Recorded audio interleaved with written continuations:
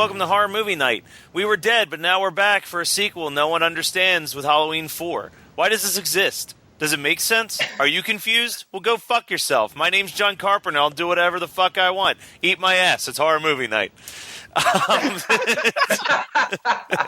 Listen, Mustafa Akkad was the producer for this movie. John Carpenter did a treatment for a Halloween 4, and they hated it. And so, like, it stayed in development hell for like 2 years or something like that after Halloween 3. And then Mustafa Akkad was like, yeah, I'll remake this movie. And that's the thing, right? Like, this is not what John Carpenter wanted to do. Like, he wanted nothing to do with this, right? Like, he wanted to turn the Halloween franchise into an anthology. And then once you bring it back around to Michael Myers, it is such like a half-ass, like, fuck off kind of thing, right? Like, well, it was I feel like the compromise for Halloween 4 that John Carpenter came to the table with was that they'd bring Michael Myers back just enough so that it could continue the succession of people in the family line killing their family. Like, spoiler alert to everybody, at the end of this movie, it's implied that Jamie, Danielle Harris's character, is now infected with the psychotic rage that Michael Myers has, where he insists on killing his family. So that was still stupid. Fucking stupid. Why?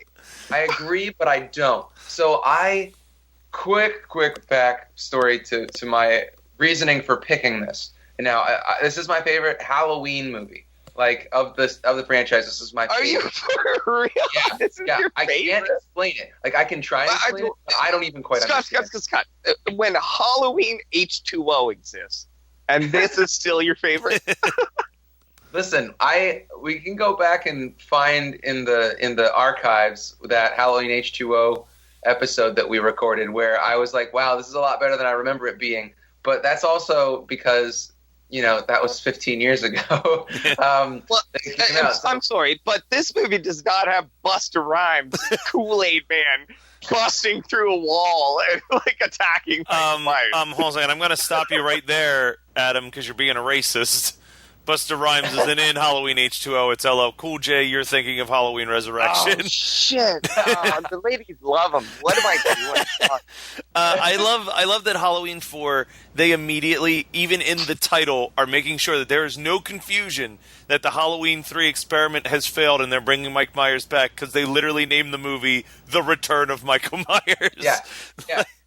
Halloween 4, guys, come see this in the theaters, because Michael Myers is back in this one. That's exactly what they did. And then number 5 was like the Revenge of Michael Myers. Like, they had to keep the name in it so that people knew. And 6 was the Curse of Michael Myers, and the worst thing that possibly has ever been made until Halloween Resurrection. Curse of Michael Myers. Well, Resurrection's really bad, but I would challenge anyone to watch them back to back and tell me that Curse of Michael Myers isn't worse. Like, Curse of Michael Myers is abhorrent. Like, that as an 8th grader watching that movie, I was like, man, this series went to shit. I don't know. But I can't quite explain my love for Halloween 4. I've watched this. This is going to really embarrass me and blow your minds. I've watched this horror movie more than any other horror movie. Like, I have watched this movie like 50 or 60 times. I don't know. No, Scott. You need to make this make sense to me, because this was one of the most boring, uninteresting fucking movies. Like, this was like Pumpkinhead. I know, but I can't say that I've watched Pumpkinhead 50 times. So if you can just shut the hell up for a minute, I will try my best to explain myself. So all right, I'll be quiet. Go ahead. I became obsessed with this movie when I was in like 6th or 7th grade. I don't know why. I had seen Halloween, and then I had seen Halloween 2, hadn't watched Halloween 3, and I watched Halloween 4, and it just screams Halloween to me. It's not the franchise. It just screams like Halloween time to me. Which is funny because it was filmed in the spring, very obviously. Not as obviously as Halloween 5, but I can quote. Probably if I put in this movie and then Halloween 5, I could like sit down for 3 hours and quote them verbatim. I know these movies front to back way too well. I don't even know why. I've watched them so much. That doesn't make it a good movie, Scott. They're not good. Sorry. I was supposed to be quiet. I apologize. Sorry. Go ahead. I never once said that they're good, all right? I know that they're trash. But, Danielle Harris is... You have to admit, Danielle Harris is a phenomenal child actress. She is so good. Yeah, she is. And I think that attracted me. Like, that's probably the sickest word I could use. That endeared me to the film. And it just, I liked that it was kind of like a retread, a return to formula. It's just such a run-of-the-mill 80s slasher flick, kind of when 80s slasher flicks were dying down. Like, I think that this was the third wave of them, because, like, late 70s Halloween was kind of the forefront. And then at the second wave, like around 1981 or 2, when they were doing all the Friday the 13th, and this is the third wave when they're kind of like trying to milk the end of the genre, and it's just very, very, it's like a PG-13 horror movie. I was reading the IMDb for the first time before we recorded this, and they had to go and do reshoots because it was too tame. They were like, yeah, add a couple more deaths, add some more gore. It's just way too PG for us. No. What we need to throw in is an extra 30 minutes of, like, the old man just talking. That guy is hilarious. That guy is ancient in this movie. It was from 1988. He was in The Wedding Singer, like, what, a decade later, and is still a petrified corpse that's saying lines. And then he's what else he's in? I think he's the old guy. I think he's Blue in Old School. I think that's the same guy. He looked like the Crypt Keeper for that whole time. There's no way. This guy was long dead by the time that Old School came out. No fucking way. I will. Okay, I'm Matt, IMDb that while I try and explain myself a little bit more. So this movie is total garbage. It's not scary. It's not sexy. It's not gory. It's like none of the things that I like in horror movies. But I've watched it so many times. I was discussing this with Megan, being like, I just realized that this is like my favorite horror movie, and I don't know why.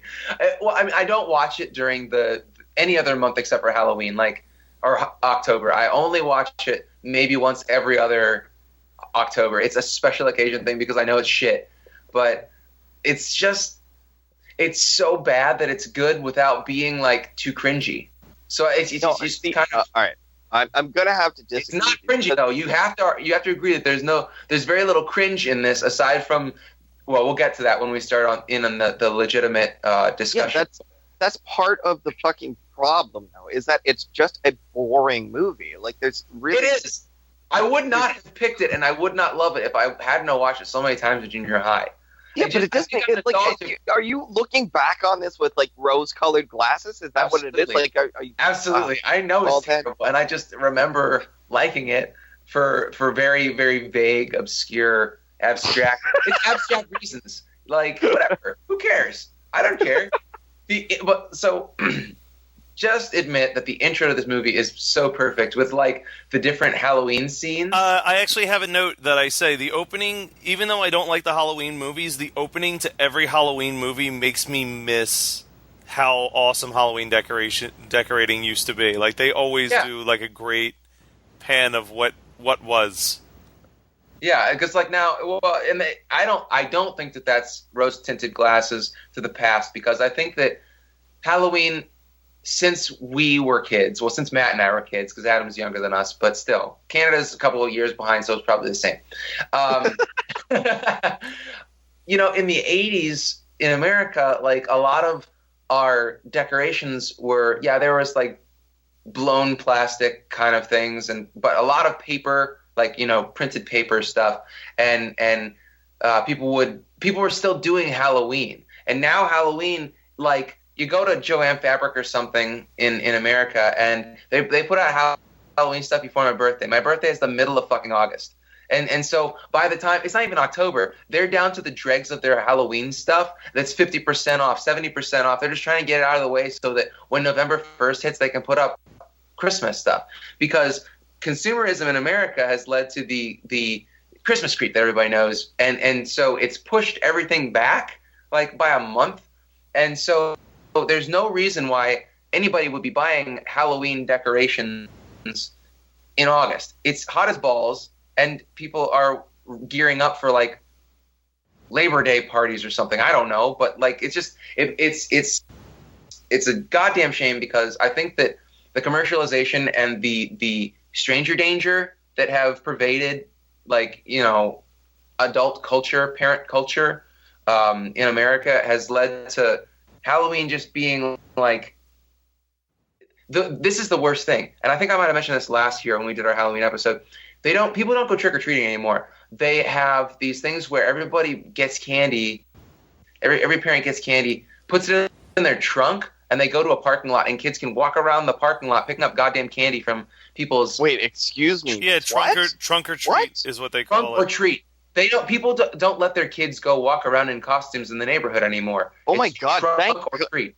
Thank God Canada is a few years behind, because that shit still happens up here. We still get trick or treaters, like, and that's pathetic. That's sad. When we bought a house, I was all stoked. Like Megan and I were super stoked to have trick or treaters come, because we like want to see their costumes, and we want to live through like their enjoyment of Halloween and fall.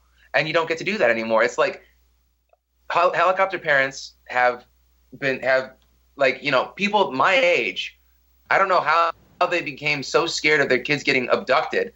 Listen, your kid's not that cute. They don't want your fucking kid.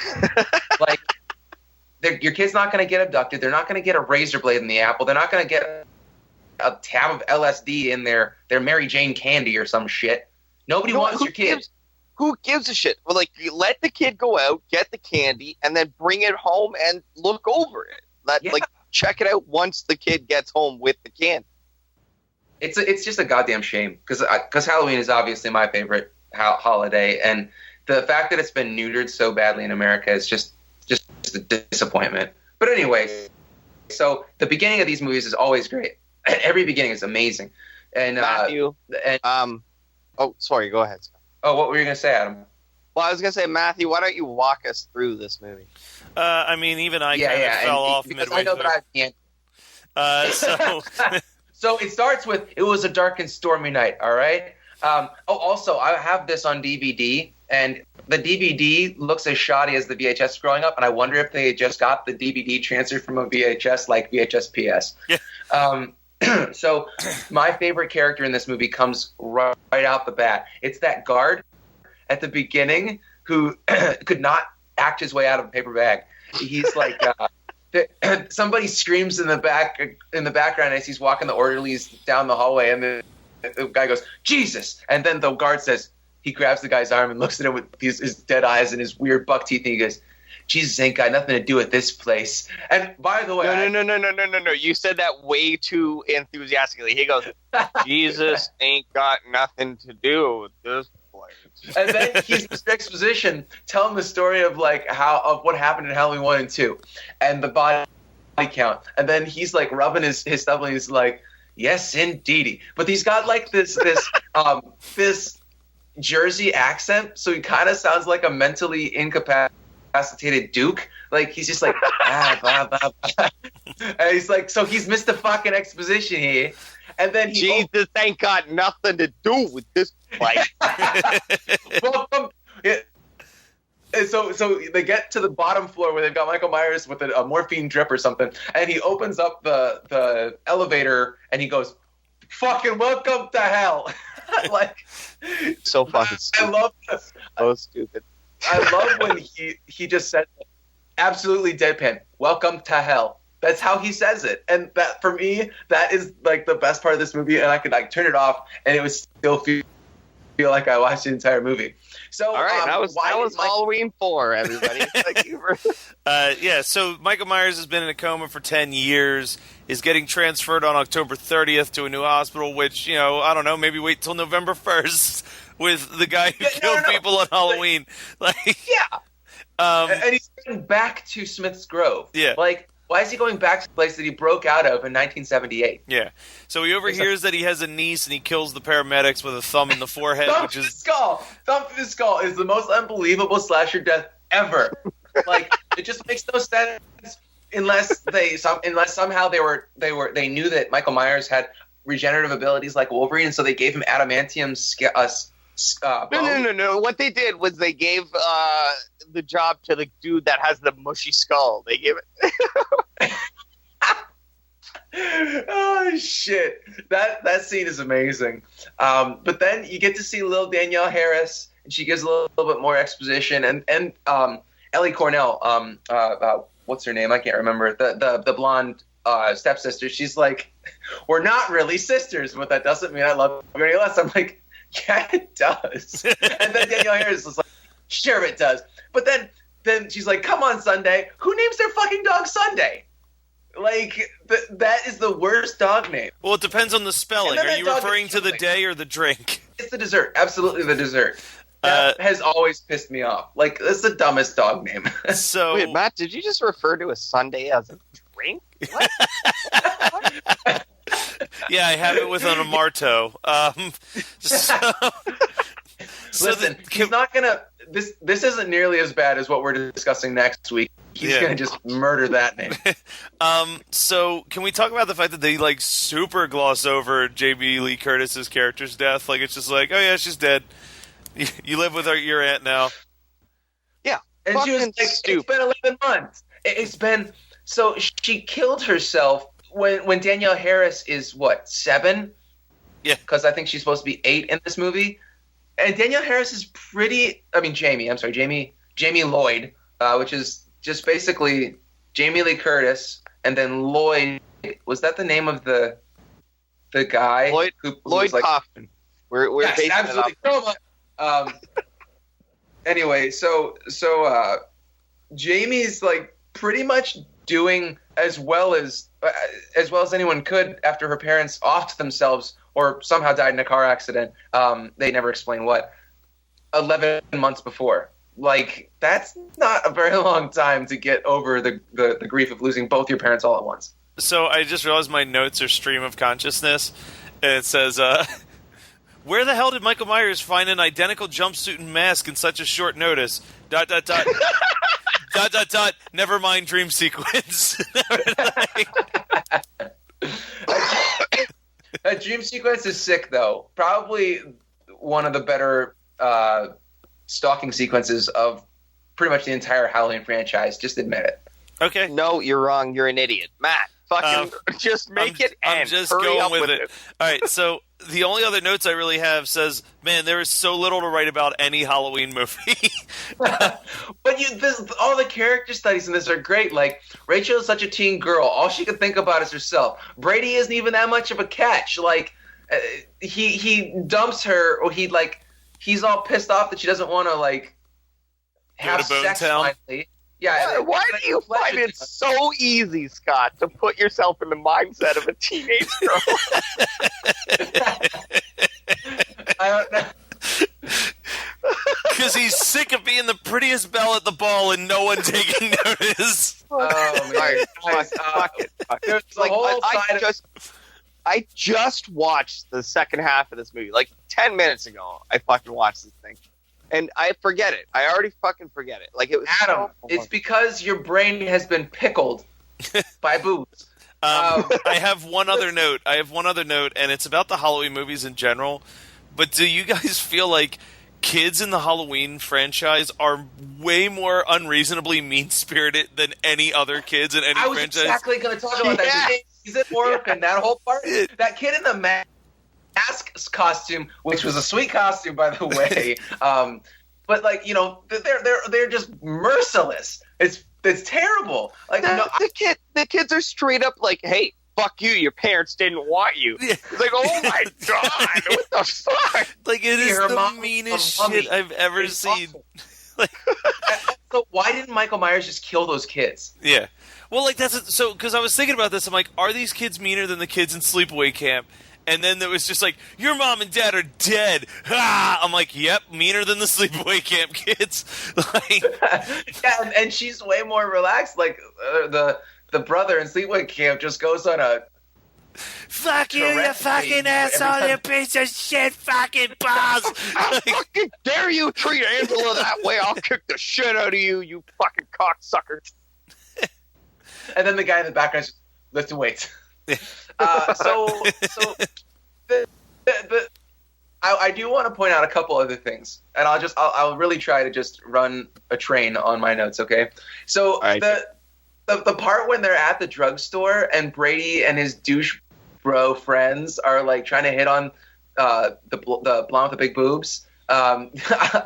There are some quality lines there. The one guy's trying on glasses. He's like, "Timmy's got to be primo, bro." That's amazing. It's so good. Like, so good that it's so bad it's good. And Money Talks, Bullshit Walks is another great line that I've wanted to pull out, but this movie's obscure enough that people don't quote it, so I can't. And then the guy goes up and just all he does is like, ahem, and she's just like, "Fuck off, Wade." And I want to use that sound clip sometime. I'm gonna have to find a movie just that "fuck off, Wade." Wait. Matt. Insert here. Do it. No. Not lower myself to that.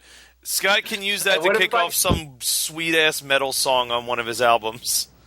I will absolutely actually do that. So you can tell it's small-town 1980s because they're making out in the drugstore. I never did that, but I also wasn't old enough to make out in a drugstore in the 80s. But then the old preacher comes on. They cut from that. Jamie's having her like flashback shit. They cut to the old preacher picking up Donald Pleasance, and his preacher song. I would totally sing that to you guys if we were in the car together and I was taking swigs from whiskey bottles. Michael Myers kills the entire police department, which would have been cool to see happen. Fuck off. Fucking ridiculous. He killed the whole fucking police department. All right, so hold on a second, real quick. Yeah, like he killed like 8. Since you brought up the preacher, I did finish my IMDb searching. Yes. So, there's a few things here. First of all, Blue is not the same actor. It is a different actor. The actor who played Blue, however, did act in a movie that we all remember from our childhood. Blue is the bum that rides on the train with Pee-wee during Pee-wee's Big Adventure. Nice. So the Reverend, though, is the old man in the bar from Wedding Singer. Yeah. But I'd like to highlight a few other movie roles that we may have forgotten he was a part of, or just the unfortunate credits that he's received throughout his career. Oh, wait, hold on a second, because he's also listed as the hobo in Pee-wee's Big Adventure. IMDb might be a bit confused here. But his credits include... The same person, and I'm right. Here's some credits as I'm going through it real quick, because he's got a shit ton. But he's got bum, prisoner, wino, bum, farmer, bum, hotel clerk, bum, receptionist, vendor, bum, hobo, panhandler, bus station bum, magazine vendor, jail bum, mop man, street bum number 1, the bum. That's fast. Street bum number 1. That's Adam's future in filmmaking. Are you reading this guy's IMDb credits, or are you describing my life? But okay, so here's one that jumped out at me. He's the messenger in Beetlejuice. He's the guy hanging on the hooks. That's like, how do I look? Oh, I haven't seen a mirror in a while. What else was there that popped out at me? He's the wino in Alligator 2: The Mutation. He's Old Man Withers in Wayne's World. Nice! And then my favorite credit of his, crusty old man in Ed Wood. So this dude's entire IMDb page is just nameless characters. But sorry, continue. I just wanted to give you guys the IMDb update. I am confused why 2 different actors are both listed as the same hobo in Pee-wee's Big Adventure. Actually, we gotta wrap up because we spent 40 fucking minutes talking about 30. Oh, we're here. 30. So I have a couple more things to say. So they could have really ramped up this movie if they wouldn't have cut from when the sheriff's daughter is about to show her boobs and then Brady just like has to hug her. Also, it felt like he was really not liking that scene because he was like, "Oh, I think I'm in heaven." It sounded like he was about to shit his pants.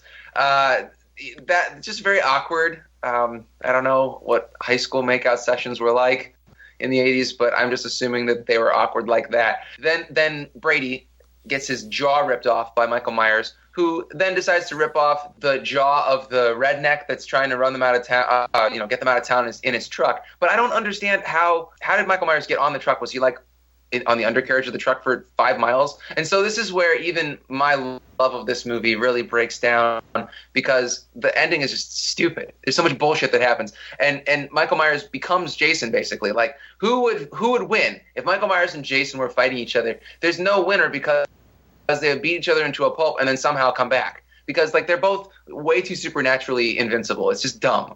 But then it's never ending. Yeah, that would be a forever, like an infinite fight. Yeah.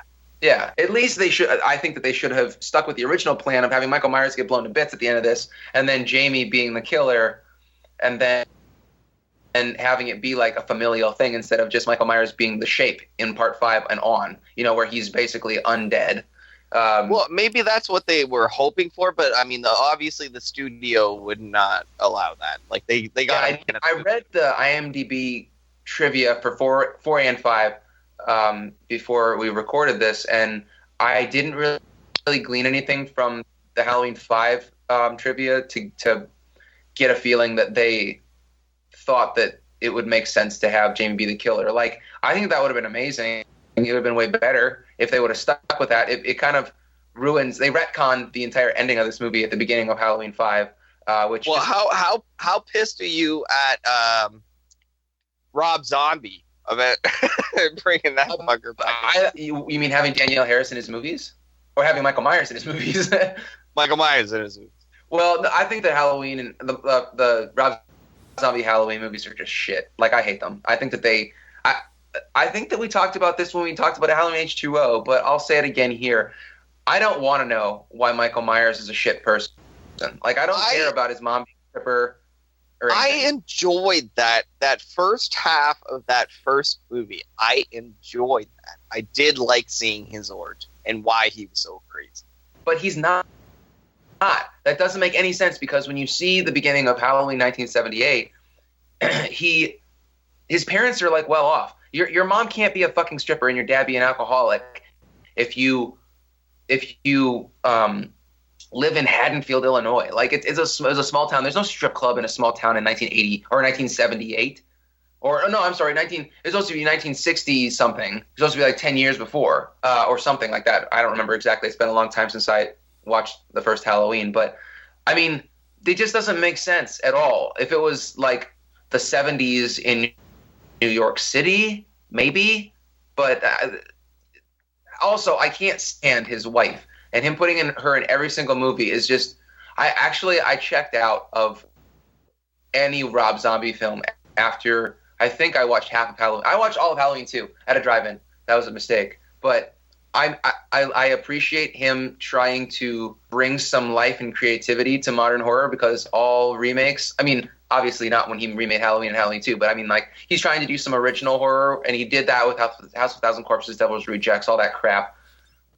But I just don't like his aesthetic. It's too exploitation. I don't like that. I hate the fact that he has to put his wife as the lead character in everything. Like, there are other actresses. Yeah, no, it's a bummer that he put Sherry Moon in everything, because she's a shit actress. She's shit. She's terrible. She's awful. And it's bad as Helena Bonham Carter being in every single who's Tim Burton. Yeah, like that's not going to be happening much longer because they got divorced. Yeah. Okay, well, they probably got divorced because he boxed himself into a corner by only having her in his movies. I just don't like that. It feels like nepotism in a way, or like favoritism, and just there are a ton of great actresses out there that would love to have a lead role. Don't put your crappy wife in it. Rob Zombie, if you're listening, I'm sure you're not. Just don't do that anymore. Yeah. So, yeah, I don't like Halloween. I don't like Halloween 2, the Rob Zombie versions. I don't want to know why Michael Myers is a murderer, because really there is no reason, and that's what makes him so scary. He just snaps. That's the whole point of the character. It's stupid. Like, it's just stupid. So anyway, that's all I have to say about Halloween 4, which is a lot more than I'm sure Adam wanted to hear. Sorry, bro. More than I expected That's us to okay. say. So I'm Yeah, no, content. we got a pretty good talk out of it. It's okay. So what did you guys watch this week? I just watched one thing that I wanted to talk about. It's on Netflix. It's called Arq, ARQ, because that's the way that you spell scientific things apparently in the future. It's a sci-fi movie about a machine called the Ark that is supposed to be a perpetual energy machine that is actually doing a time loop. So it's very similar to Edge of Tomorrow with Tom Cruise and Emily Blunt. You know, it's very similar in that sense, except it's a very, very small. I think there are only 5 or 6 people that actually act in it, and it's like a post-apocalyptic future thing where they're stuck in a house trying to fight off these robbers. And I can't give anything else away aside from the time loop part, but it was entertaining. I don't know if I'd watch it a second time, but I like what they did on a small budget. It had Rob Amell in it, which is Steve Amell's brother, the guy that plays Arrow. So it's a Netflix original, I guess, or it's at least owned by Netflix. Netflix Presents or whatever the hell they say. But yeah, I mean, it was entertaining. I didn't watch any horror stuff, but that sci-fi was enough to get me through the week. All right. So for me, I got a few quick things. Did Weird Ass Movie Night. Since I work late shift now on Fridays, I've started doing double features every once in a while. So I'll start with the worst part of the double feature was that someone convinced us to sit down and watch Tokyo Gore Police. And that movie does not hold up the way I remember it. That movie is really fucking bad. But we also watched a movie that I'm kind of leaning towards maybe a future pick, but not sure because it's technically like more sci-fi than horror. But the movie The Guyver from 1991. Is that the one with Mark Hamill? Let's watch that. Yeah. Oh my god, yes. With Mark Hamill and Jimmy Walker and Michael Berryman and Jeffrey Combs and David Gale from Reanimator. Yeah, it's fucking nuts. Wait. Jeffrey Combs is in it? I'm down. Okay, so here's the thing with that movie, and Adam might not know what the fuck I'm talking about. Scott might know what I'm talking about. None of my friends knew what this reference was, but the Guyver kind of looks like Mantis. Do you remember Mantis? Yeah. That fox. Wow, you're taking me back. I don't think I've ever actually watched Mantis. I just remember the commercials for it all the time. Similar image searches. Captain Power. Do you remember that? Holy cow. No. Wow, this is blowing my mind right now. Let's see if I search Mantis and all. Wow, Captain Power and the Soldiers of the Future. I've heard of that. Wow. Man, this is really taking me back. And that also reminds me, last night I had a dream that I was Voltron. All right, so the last thing I watched this week is my friend Steph has decided that I need to watch American Horror Story. I'm kind of begrudgingly fighting it because I hear you guys never have kind words about it. But I'm 2 episodes into the first season, and I'm really digging it so far. I'm told season 1 is pretty damn good right out the gate, but it just falls apart after that. But it's got a very, like, David Lynch aspect to it that I like. Like, all the characters are fucking weird. The sense of humor is really dark and mean-spirited. What is it, Jessica Lange? Is that who it is that's in it? Yeah. Oh, she is fucking hysterical in this show. So far, anyway. The first season is half decent. After that, they go off the fucking rails. But yeah, so far I'm like, oh man, I want to figure out what's going on with these ghosts. Like, I'm like, all right, I think these people are ghosts.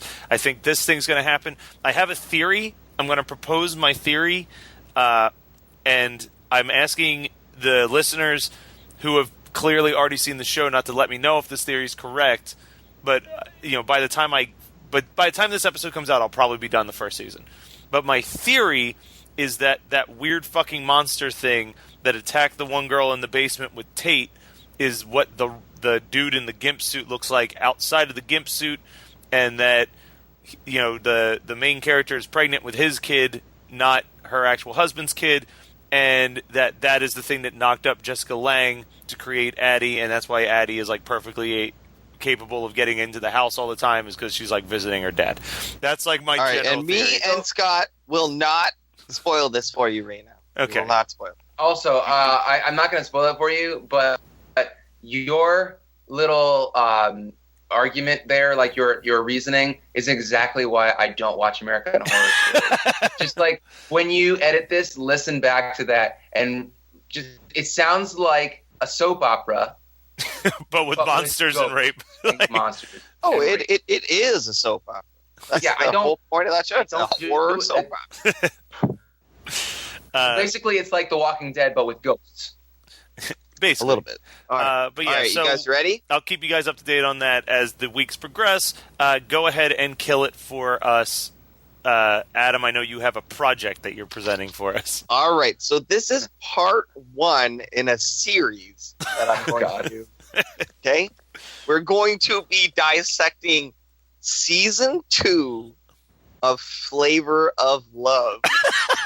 I thought for sure it was going to be Ash versus the Evil Dead. Absolutely. He would not tell us Flavor of Love. He would not tell us what show. He's like, I'm going to be rewatching a show and I'm going to take notes on it. And Scott was like, Ash versus Evil Dead, and you just said, "Yep." I wanted to keep you in suspense. Absolutely. All right, I'm ready for this. So we're watching 2006's VH1's Flavor of Love season 2. Why? Yeah, why'd you start with season 2? Well, because season 2 is the best season of it. Okay. I believe I've watched all of them. And I've watched all 3 seasons of Flavor of Love, and I'll tell you right now, season 2 is the best one. Right. So we get the first episode. By the way, do you know what the concept of Flavor of, like, you guys have seen? Yeah, women are fighting over Flavor Flav, right? In 2006, Flavor Flav was 47 years old. All right? Oh, why would anyone date an old, broke gremlin of a man? That is Flavor Flav. Okay. It makes no fucking sense to me. But apparently 50 women are just fucking buying to have sex with this man. So the first episode, well, there was 3 seasons of the show, so actually 60. Because 20 women per season, right? So the first episode happens, all right, and there's a fist fight within the first 60 seconds of the show coming on. These 2 chicks start beating the shit out of each other. Flavor Flav gives the girls terrible nicknames because he's a piece of shit and he's a sexist piece of garbage. And he's not going to remember any of their real names, so he gives them awful nicknames. Nicknames like Something and Toasty and Delicious. Like, these are the nicknames that he gives these women. It cuts to, like, talking head interviews with these women, and there's a lot of accusations of being a lesbian getting thrown around. A lot of the women are like, "Oh, you're a lesbian," blah blah blah. He has a spy. He has a spy in the house, okay, to like infiltrate and talk to these women. So, whatever. But her name is Eyes. All right, and it literally shows a scene where he goes, "Yo, there's a spy in here," and then they all look at the chick like, "Your name is Eyes."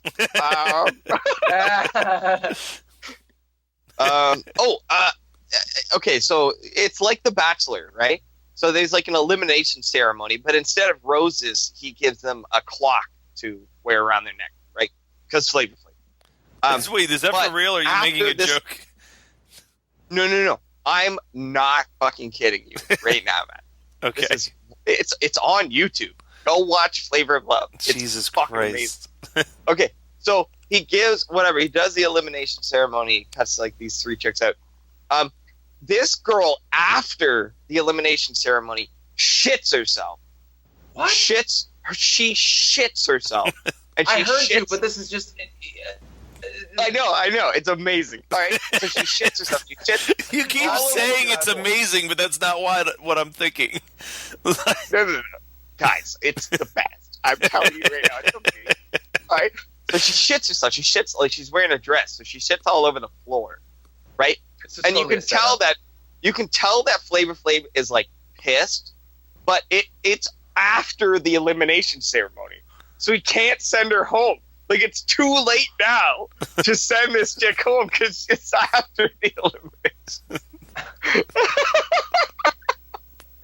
It's so fucking amazing. It's so... I think Adam likes stuff like that because it makes him feel better about his life. It reminds him of taxidermy. Yeah. That's what taxidermy. Okay. It was like the food. It was like the puking scene from Taxidermy. Absolutely. Ugh. So that's part one of Flavor of Love. You're gonna get an episode breakdown on everyone for the next couple of episodes until I get burnt out, because it is actually one of the most depressing shows that I've ever seen in my entire life. That's what I'm looking forward to, is you realizing that this is not worth the effort and just getting over it. It's funny because I'm sitting here and I'm like, motherfucker didn't finish, wasn't able to finish Blood Rage. Yeah. But he's actively going to sit down and rewatch Flavor of Love for literally no one but himself. Like he can pretend that this is for the podcast, but really it's because he was like, man, I kind of want to rewatch Flavor of Love. How can I justify this? I have my priorities in order, Matt. I know what I'm doing. I need to justify this decision. I'll just say it's for the podcast. I don't need to justify anything. Back in 2008, back in 2008, I owned all 3 seasons of Flavor of Love on DVD. All right, I don't need to justify anything. I love this show. I can't imagine it has that much rewatch value, and that's coming from me, who has so many DVDs that have no rewatch value. Matt, watch the first episode of this. It's fucking amazing, man. You guys are like, you ever watch Jerry Springer? You know, you just watch Jerry because it's like filthy, right? Like you can't believe how gross these people are. That's why you watch Flavor of Love. I don't need that in my life, really, at all.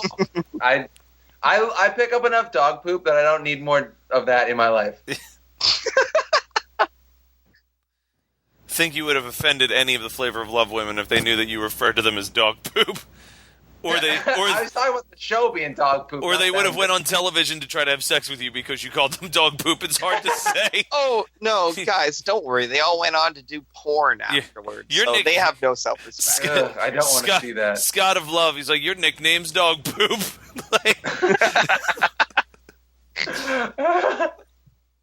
That was Halloween from 1988. Halloween 4, bro. Oh, sorry, Halloween 4, The Return of Michael Myers from 1988.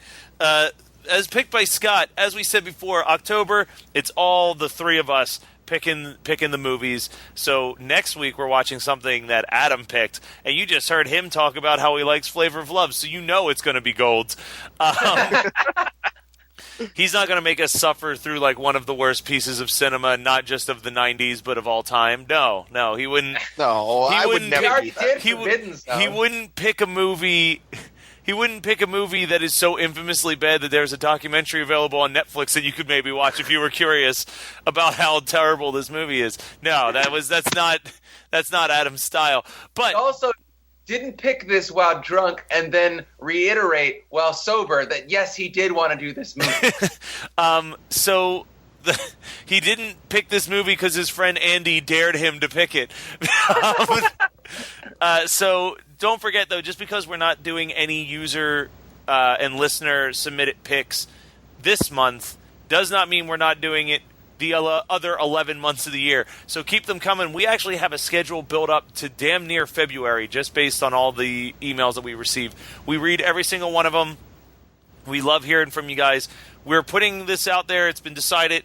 No anthologies. They're just too... it's too much to review because it's essentially like we're reviewing like 6 movies in once, and it's hard to like keep a good flow, which is a shame because someone had submitted a request for Tales from the Hood, and I love that movie, but... sadly, it will have to go on the chopping block because, it's about 5 movies smashed into one 90-minute experience. And also, thank God. And that shit is hard to find. I think I bought my copy for like $25 used because it's been out of print for so long, and I don't think anyone's ever putting it on Blu-ray. So, and that's funny because that kind of dovetails nicely with next week, where I decided not to rewatch the film that Adam picked because the DVDs are stupid expensive, and like, it's not even a good movie. No, it's a terrible movie.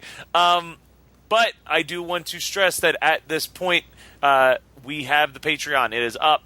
It is running. It's got a video on there starring me, and there's a ton of packages available for all the different stuff.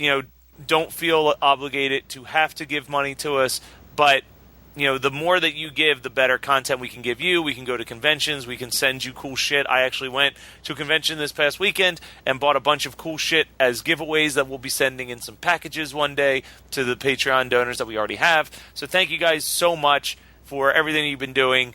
Don't forget to send us your movie picks at hmnpodcast@gmail.com. Rate and review and subscribe to us on the Twitter and the Facebook and the SoundClouds and the iTunes, all that good stuff.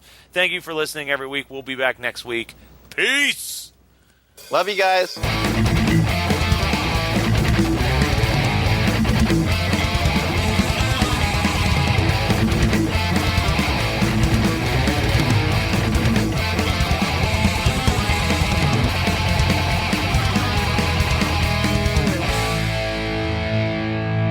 Why would anyone in their right mind date an old, broke, black, fucking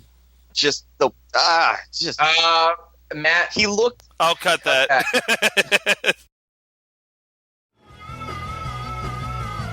You're listening to the Geekscape Network.